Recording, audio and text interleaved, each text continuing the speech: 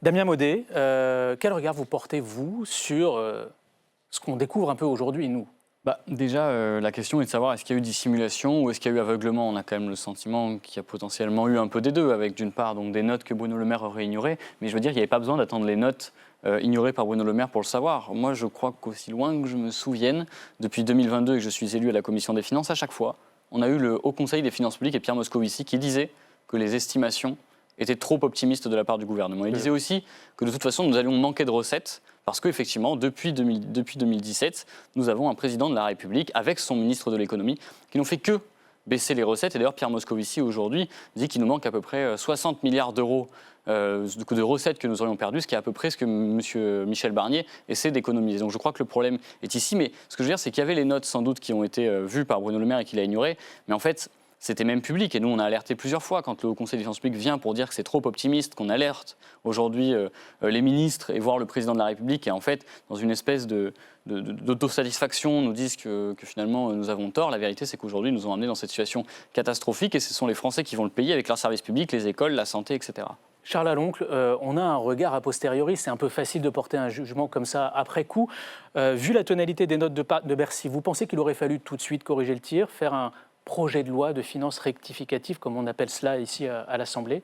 Moi, ce qui m'étonne effectivement, c'est que la toute première note qui est arrivée sur le bureau de Bruno Le Maire en tant que ministre de l'économie, elle date du 7 décembre 2023, où elle émane de la direction du Trésor qui lui explique qu'en fait, que le déficit ne sera pas à 4,4, mais autour de 5,2. Et déjà, Bruno Le Maire décide de ne pas se saisir et de ne pas communiquer sur cette note. Ensuite, en janvier, c'est pas moins de 3 notes qui sont communiquées par cette même direction du Trésor, 19 janvier, 24 janvier, 16 février, 16 février, oui, pour arriver à un déficit estimé à 5,7%. Donc en l'espace de 2 mois, on a pris plus de 35 milliards d'écart quant aux prévisions, 35 milliards pour que les Français se saisissent du sujet. C'est à peu près l'équivalent du budget du ministère de l'Intérieur. Donc il fallait faire quoi selon vous à ce moment-là?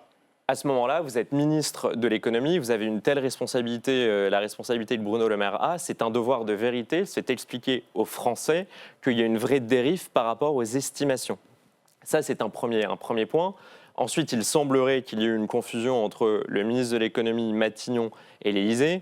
Une confusion, c'est-à-dire? À la défense de Bruno Le Maire a réclamé, et vous serez, je pense, à même d'en dire davantage, il a réclamé un projet de loi de finances rectificatif qui, semble-t-il, lui a été refusé par Matignon et l'Élysée, qui semblait que ce n'était pas le moment opportun pour mettre le sujet sur la table. Donc tout ça pour dire qu'à l'évidence, je pense qu'il y a eu une forme d'amateurisme qui pourrait même se rapprocher d'une dissimulation, puisque Bruno Le Maire, depuis le mois de décembre, était au courant de cette dérive. Après, on a vu la tonalité de la première note qui était très prudente et qui disait on ne peut pas encore l'affirmer avec certitude. Charles Zitzenstuhl, vous connaissez bien Bruno Le Maire. Pourquoi est-ce qu'il n'a pas donc communiqué plus tôt sur la situation des finances publiques? Et est-ce qu'il a vraiment tenté de corriger le tir comme on le dit? Mais je suis étonné dans ce que je viens d'entendre. Bruno Le Maire a toujours été d'une transparence totale sur ce sujet. Il a toujours tout dit et tout communiqué. Moi, je suis membre de la Commission des finances depuis 2022, que ce soit en commission à l'Assemblée nationale, dans l'hémicycle, dans les médias, où il s'exprimait très fréquemment comme ministre.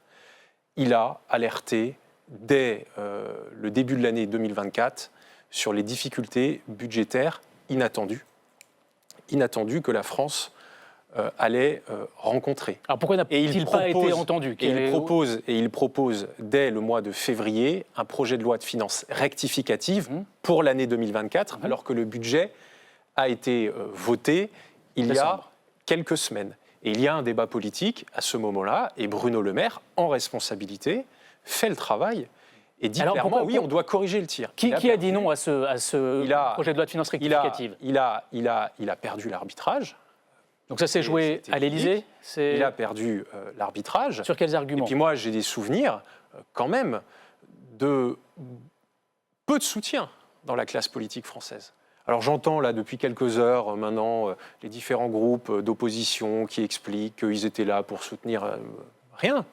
Moi, j'ai très peu de souvenirs notamment des partis plutôt de droite, d'avoir un soutien très fort, c'est-à-dire des partis qui, normalement, sont là pour aider à la bonne gestion des finances publiques. Très peu sont allés soutenir Bruno Le Maire. D'ailleurs, les mêmes. Vous avez en tête Éric Ciotti, j'imagine. Oui, mais Bruno Le Maire avait tout mis sur la place publique. Donc il n'y a aucune dissimulation. Mais est-ce qu'il a discuté, par exemple, avec Éric Ciotti de ce projet de loi de finances rectificative? Est-ce qu'il a demandé à la droite, êtes-vous prêt à voter ce texte? Ça, il faut lui demander. Mais enfin, tout était public. Enfin, pardon, dès le mois de février, dès le mois de mars, tout est rendu public. Il y a très peu de soutien, d'ailleurs venant de personnes qui, un an avant, n'avaient pas soutenu la réforme des retraites, qui était aussi une mesure, d'ailleurs, pour la bonne gestion des finances publiques. Donc, il ne faut pas tordre la vérité a posteriori. Et puis, pour terminer, moi, je trouve que cette commission d'enquête que nous avons installée cet après-midi, c'est une très bonne chose, parce que le ministre en charge, à l'époque, Bruno Le Maire, va pouvoir expliquer, il sera interrogé, et comme il l'a dit tout à l'heure dans votre reportage, il est très serein face aux questions qui lui seront posées, puisqu'il n'a jamais rien caché. Que répondez-vous à ce que disait, de quelques mots, François-Xavier Bourmeau, sur le fait que lui et sans doute le reste du gouvernement ont trop cru dans ce qu'on appelle la politique de l'offre, cette capacité à faire rentrer des recettes fiscales tout en baissant les impôts, notamment des entreprises? Oui, mais moi je veux tordre le cou à cette idée que la politique de l'offre n'a pas fonctionné. Enfin, au contraire. En matière de recettes fiscales, je ne parle pas en termes de création d'emplois. Je vais répondre sur les recettes. Je vais répondre sur les recettes. Mais je vais dire deux choses. Un, pourquoi est-ce que nous avons fait cette politique de l'offre à partir de 2017? Pour baisser le chômage. Nous étions à 9,5 de chômage en 2017. Nous sommes aujourd'hui un peu au-dessus de 7. Ça, ce sont des résultats concrets, tangibles de cette politique de l'offre qui a fonctionné. Baisse du chômage. Sur les recettes, contrairement à ce qui est dit par notre collègue, les recettes fiscales n'ont pas baissé en France. Les recettes fiscales sont en augmentation constante. Ce n'est pas parce que le taux de certains impôts, notamment le taux de l'impôt sur les sociétés, a été baissé que les recettes fiscales ont baissé. Ah là, il y a bataille de chiffres entre vous deux avec Damien Maudet dans ce cas-là. Mais les chiffres, je les ai. Les recettes fiscales nettes en France sont en augmentation constante depuis 10 ans. Il y a une toute légère baisse l'année dernière, mais la courbe est croissante.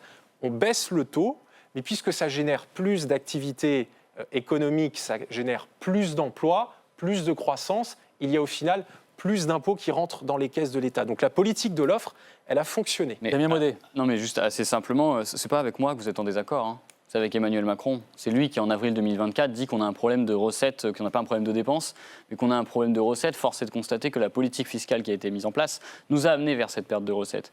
Et ensuite, c'est pas avec moi que vous êtes en désaccord, c'est aussi avec Pierre Moscovici, du Haut Conseil des finances publiques, qui dit qu'entre 2018 et 2023, nous avons eu des pertes de recettes de l'ordre de 62 milliards. Et aujourd'hui, on cherche à récupérer 60 milliards. Donc c'est pas tout à fait avec moi que vous êtes en désaccord, c'est même avec les vôtres, qui eux du coup expliquent qu'il y a un manque de recettes, qu'il y a un manque de recettes criant. Et d'ailleurs, Pierre Moscovici alerte aussi à l'avenir en disant nous avons des recettes trop peu dynamiques pour les temps à venir parce que nous devons chercher aujourd'hui plus d'argent. Je voudrais simplement revenir sur ce que mon collègue vient de préciser.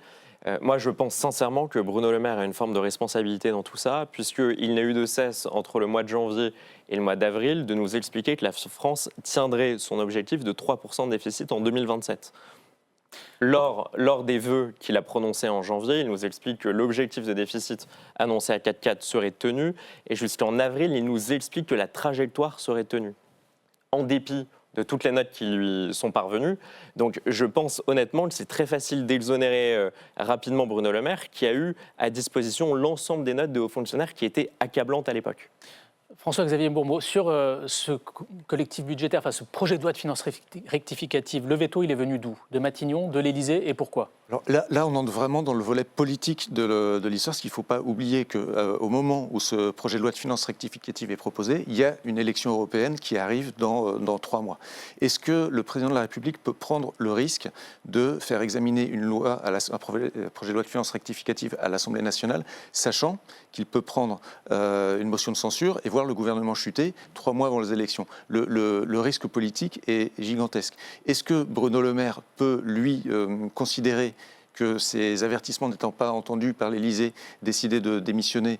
C'est exactement la même contrainte. Un ministre de l'économie qui quitte le gouvernement en pleine campagne électorale, c'est impossible. Donc les deux, Bruno Le Maire et Emmanuel Macron, sont pris par cette contrainte électorale et vraisemblablement décident de temporiser. Cela dit, il y a... Et vous l'auriez voté, vous, ce que vous dites. Alors qu'on a demandé... Mais Damien Maudet, honnêtement, attendez. vous l'auriez voté, cette loi de finances rectificative, Compte tenu de tout le dogme économique qui est mis en place depuis 2017, il y a assez peu de chances, parce que j'imagine que Bruno Le Maire n'allait pas revenir sur tous les cadeaux fiscaux qu'il a pu faire, même si à la fin de son passage au ministère, il a dit qu'il fallait finalement s'attaquer maintenant au 1%, au 0,1% les plus riches. Mais moi, juste ce que vous dites, je suis désolé de vous couper, mais en fait, je trouve ça très grave de nous dire que finalement, il y avait une élection, donc ce n'était pas possible de dire la vérité aux Français. Non, je précise juste ce que je veux dire par temporiser, c'est se contenter des 10 milliards de suspensions décidées par Gabriel Attal. On va en parler. Voilà. Et de ne pas révéler les notes qui lui étaient parvenues en juillet. Il a attendu septembre pour révéler les notes encore plus accablantes sur le dérapage.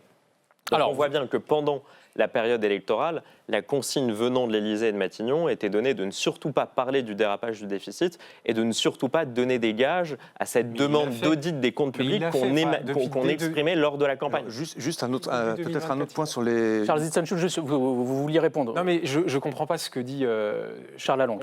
Qu'on ait des désaccords, etc.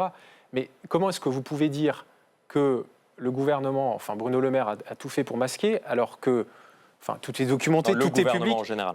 Dès le début 2024, il parle des problèmes que nous avons sur les finances publiques. Et en février-mars 2024, il fait une offensive pour une loi de finances rectificative. Il perdra l'arbitrage. Et j'ajoute, parce que c'est important, ce sont des notes internes, mais les présidents des commissions des finances, les rapporteurs généraux du budget ont accès à ces notes. Alors ils ont il n'y a eu aucune. aucune. PLF, Non mais il n'y a eu pour la première fois de l'histoire de la projet de loi de on l'a finances. refusé, d'ailleurs.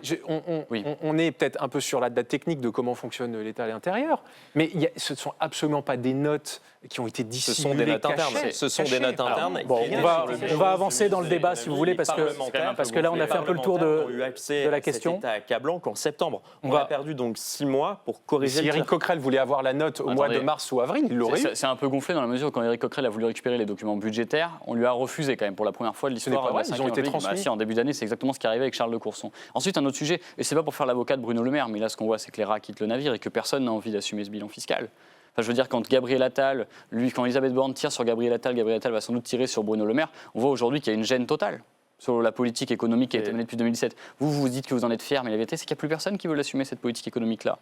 Et peut-être que ça sera Emmanuel Macron, même si on ne peut pas l'interroger, mais finalement, s'il y a un dénominateur commun entre tous, c'est lui. Alors, il y a une question à laquelle cette commission d'enquête va chercher de répondre, c'est pourquoi une croissance donnée ne donne pas les recettes fiscales attendues. Sur ce sujet, il y a cette idée avancée par certains, et notamment par Agnès Pannier-Runacher, que les modèles économiques qui sont utilisés par Bercy ne fonctionnent plus aussi bien qu'avant, qui ne sont plus aussi précis. On va d'abord l'écouter, et ensuite on va voir l'analyse d'un économiste. Je rappelle qu'un budget, c'est d'abord des recettes, et que les recettes, elles sont liées à l'économie. Donc, est-ce qu'on a eu une prévision de recettes qui était trop optimiste, ou est-ce qu'elle était conforme à ce qu'on pouvait attendre de nos modélisations? Est-ce que nos modélisations ne fonctionnent plus? C'est une bonne question. Et nous sommes en liaison vidéo avec François Girolf. Bonsoir, monsieur, vous êtes économiste à l'OFCE. C'est vrai ce que dit Agnès Pannier-Runacher, ces fameux modèles qu'on fait tourner à Bercy ne sont plus aussi précis qu'avant le Covid. Et si oui, pourquoi ? Oui, alors effectivement, parce que la surprise, c'est pas tant que le gouvernement était trop optimiste sur la croissance, pour une fois, parce que ça c'est un jeu assez traditionnel, où les prévisions du gouvernement ont tendance à être trop optimistes, c'est que, étant donné le niveau de la croissance, effectivement, qui a été plutôt en ligne avec ce que le Trésor avait prévu, en fait, les recettes fiscales ont été très inférieures à ce qu'on aurait pu attendre en temps normal. Et donc, il y a plusieurs hypothèses. En fait, il faut se rappeler que en 2021 et en 2022, la surprise, ça avait été l'inverse. C'est-à-dire que les recettes avaient été particulièrement importantes étant donné le niveau justement de la croissance. Et ça avait surpris plutôt à la hausse. Et d'ailleurs, on s'était mis à parler comme vous l'avez rappelé, d'un effet Laffer, comme on dit, c'est-à-dire quand on baisse en fait les taux d'imposition, on a plus de recettes fiscales. Et c'est vrai qu'on entendait beaucoup de discussions, notamment du côté du gouvernement, assez triomphalistes, en disant bah, ça montre que notre politique de l'offre fonctionne en fait tellement bien que quand on baisse les impôts, on augmente les recettes fiscales. Et en fait, ce dont on se rend compte en 2023 et 2024, c'est qu'on a eu tort sur cette hypothèse. Donc en partie, on a surestimé l'effet de la politique de l'offre, son effet positif qu'elle pouvait avoir, mais aussi on a sûrement mal prévu dans une période quand même assez particulière, hein, parce qu'on sortait du Covid, il y a eu l'inflation en 2022-2023, donc en fait c'est autant de raisons pour lesquelles les modèles qui sont calibrés pour des moments où l'inflation est relativement faible, échouent à prévoir ce qui se passe dans une période où on a plus d'inflation et où on a une reprise après le Covid. Donc à la fois, les modèles, c'est normal qu'on les réévalue à la lumière de ce qui s'est passé et en même temps, on peut comprendre pourquoi les modèles ont échoué, dans des circonstances assez particulières. Vous évoquez donc l'inflation pour expliquer le fait que ces modèles se soient déréglés. Est-ce que c'est aussi la composition nouvelle de la croissance? On dit qu'elle vient davantage des exportations que de la consommation intérieure. Ça joue ça aussi? Oui, tout à fait. Oui, tout à fait. Donc une des surprises, effectivement, c'est qu'il n'y a pas eu de reprise de la consommation, hein. Le taux d'épargne depuis 2017, depuis l'élection d'Emmanuel Macron, est 4 points au-dessus de ce qu'il était, ce qui veut dire que les ménages consomment relativement peu par rapport à leur niveau de revenu. Et les économistes prévoyaient que ça reviendrait à la normale et que par conséquent, la consommation permettrait de faire rentrer plus de recettes de TVA, par exemple. Et en fait, ce qu'on a observé, c'est que le pouvoir d'achat des ménages a plus baissé que ce qu'on anticipait. Peut-être aussi que le pouvoir d'achat a été réparti d'une manière plus inégale que ce qu'on attendait. En tout cas, la consommation a flanché et du coup, les recettes de TVA ne sont pas rentrées. Merci beaucoup François Giroff d'avoir été avec nous dans Ça vous regarde. Merci à vous. Charles Zitzenstuhl, quand vous entendez cette analyse et ces explications de cet économiste, est-ce que vous ne craignez pas que la commission d'enquête fasse un peu le procès du macronisme et de ce qui a été un peu l'ADN de la politique économique d'Emmanuel Macron depuis 2017? Il y aura forcément des opposants qui auront envie de le faire. J'ai envie de dire, c'est le jeu. C'est aussi ça la vie politique. Nous sommes une démocratie et une commission d'enquête, elle est menée par des députés, chacun sa sensibilité. En tout cas, on sera un certain nombre, j'en serai, à défendre notre bilan économique. Je sais qu'en ce moment, ça a du mal à percer le mur du son, mais nous avons des résultats économiques depuis 2017 dont nous pouvons être fiers. Le pays est sorti du chômage de masse. C'est votre seul argument. Nous avons. Alors que les résultats sont moins bons que nos voisins européens. Les résultats sont moins bons que la moyenne et que les voisins européens, c'est le seul argument. Nous sortons. Non, mais le chômage, c'est majeur. Enfin, nous sortons du chômage de masse. Nous avons baissé le chômage. Nous avons relancé l'industrie dans notre pays, alors que notre pays se désindustrialisait depuis 30 ans. La France est le premier pays en Europe, depuis maintenant 5 ou 6 ans, le plus attractif, avec des investissements concrets. Chez moi, en Alsace, on voit des usines qui s'installent, qui s'agrandissent. Des rachats d'actifs stratégiques par l'étranger. Et ce sont des résultats. C'est ça aussi, les investissements étrangers. Attendez, ne parlez pas tous en même temps, s'il vous plaît. Je terminerai. Ce sont des résultats économiques que les gouvernements précédents, qu'ils soient de gauche et de droite, et j'étais moi aussi dans un parti politique où vous avez été il y a quelques années, à l'UMP, etc. Ce sont des résultats économiques qui n'ont pas été obtenus par la gauche et la droite précédemment. Donc là, on a un problème budgétaire. Il va falloir comprendre pourquoi. Il y a aussi un sujet sur les modèles, ça a été bien expliqué, je ne reviendrai pas. Mais ne jetons pas le bébé avec l'eau du bain. La politique économique, elle fonctionne.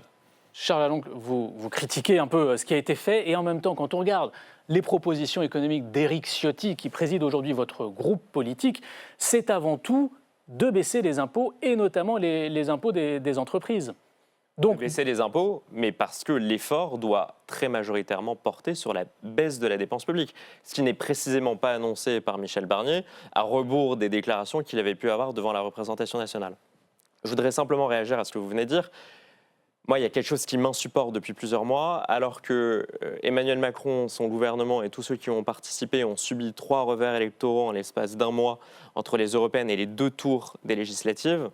de continuer à percevoir et à subir cette forme de satisfaction, pour ne pas dire arrogance, du bloc central, du bloc macroniste, qui nous explique que le bilan économique est tellement formidable qu'on en arrive à une commission d'enquête sur les dérives des finances publiques et du budget. Très simplement, je pense qu'il est temps de faire preuve d'humilité, je pense qu'il est temps de faire preuve de vérité, parce que c'est le sort du pays qui est en jeu. C'est le seul point que sur lequel je voulais insister. À un moment donné, on a été aux responsabilités. Damien Maudet Bruno Le Maire là-dessus. Après, j'aimerais qu'on aborde un autre thème. Pour réagir à ce que disait mon collègue du groupe EPR, enfin, franchement, Ensemble pour la République. Je ne sais pas qui est-ce que vous allez convaincre. On dirait que vous dites à tout le monde que votre bilan est si formidable. Mais en fait, je ne sais pas quel Français vous allez pouvoir aller voir qui va vous dire « Oui, c'est vrai que je vis mieux depuis 2017 ». Aujourd'hui, le nombre de soignants, par exemple, dans les hôpitaux, le nombre de soignants qui nous manque a été... Alors, vous êtes en 8. train de faire le procès du macronisme. La vérité, elle est là. C'est-à-dire qu'on ne peut pas se dire qu'on a le meilleur bilan économique. Et ce sera sans doute dans le cadre de cette commission d'enquête qu'on ne pense qu'il vit mieux depuis 2017. La vérité, c'est même tout l'inverse. Aujourd'hui, on a une personne sur 3 qui a du mal à nourrir ses enfants, une personne sur 3 qui a du mal à se soigner. Bon. Donc on ne peut pas dire que le bilan serait le bon et magnifique. C'est impossible. J'aimerais vous entendre un peu tous sur cet argument avancé notamment par Ensemble pour la République, qui est de dire qu'une grande partie de ce dérapage budgétaire est imputable aux collectivités locales. Elles seraient responsables à elles seules d'un dérapage de 16 milliards d'euros. Charles Zitzenstuhl, expliquez-nous un peu le pourquoi du comment. Bon, à chaque fois, j'ai compris le rôle dans ce débat. Je pense que vous faites référence aux 16 milliards d'euros qui figuraient dans un courrier de Bruno Le Maire et Thomas Cazenave, l'ancien ministre des Comptes publics, et qui était une note, en fait. On expliquait les risques qui pèsent sur le budget 2024. Donc il y avait un risque qui était identifié, c'est qu'il pourrait y avoir un surplus de dépenses des collectivités de l'ordre de 15-16 milliards d'euros. Bon, il y a eu un abcès de fixation sur ce débat. Mais il a eu lieu ce dérapage ou alors, c'était on verra, je dirais, à la fin de l'exercice 2024. Je tiens quand même à dire que la Cour des comptes a confirmé, quand nous avons auditionné Pierre Moscovici, a confirmé qu'il y avait des dépenses supplémentaires au niveau des collectivités locales, notamment parce qu'en fait, on est en fin de mandat. D'ailleurs, je prépare la prochaine campagne. On est très sollicité sur les inaugurations en ce moment. Enfin, moi, c'est mon cas. Parce que ce sont les projets lancés en 2020 par les nouvelles équipes municipales qui arrivent maintenant à maturité. Donc il y a une augmentation, oui, un petit peu. Mais il ne faut pas critiquer en soi l'action des collectivités qui sont là, qui existent, qui ont le droit d'investir. Mais chacun doit participer à l'effort. D'ailleurs, Michel Barnier l'a dit.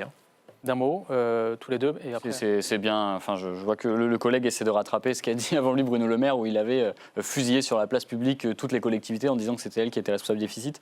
Aujourd'hui, quand même, il ne faut pas oublier qu'aux collectivités, on leur a enlevé un certain nombre de recettes, notamment. Et aujourd'hui, je ne vois pas, parce que si les collectivités doivent se serrer la ceinture, aujourd'hui, c'est tous les artisans, toutes les entreprises aussi qui dépendent de ces collectivités-là qui vont se retrouver en difficulté. Et donc, c'est proprement scandaleux de penser que ça vient de leur part, ce déficit. En deux mots, je pense que c'est absolument scandaleux de rejeter la faute sur les collectivités.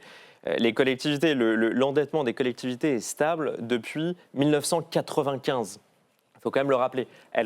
L'endettement des collectivités ne représente que 9% du PIB, là où l'endettement de l'État est passé de 40% à 89% sur cette même période. Donc la mère des réformes, la priorité, et c'est ce à quoi nous appelons avec le groupe UDR, avec Éric Ciotti, c'est de faire une réforme massive de l'État pour enfin mettre l'État face à ses responsabilités. D'un mot, François-Xavier Bourmeau, vous en attendez quoi, vous, de cette commission d'enquête ? De voir si elle aboutit aux mêmes conclusions qu'on a données dans l'opinion ce matin. Voir si vous avez eu les bonnes infos. S'il trouve le coupable. Bon, en tout cas, merci à tous les quatre d'être venus sur ce plateau. J'espère que nos téléspectateurs y voient plus clair sur ce sujet assez complexe, assez technique. Et je les invite à suivre de près les travaux de cette commission d'enquête, évidemment sur LCP et sur notre chaîne YouTube. Voilà pour le petit coup de promo, d'auto-promo.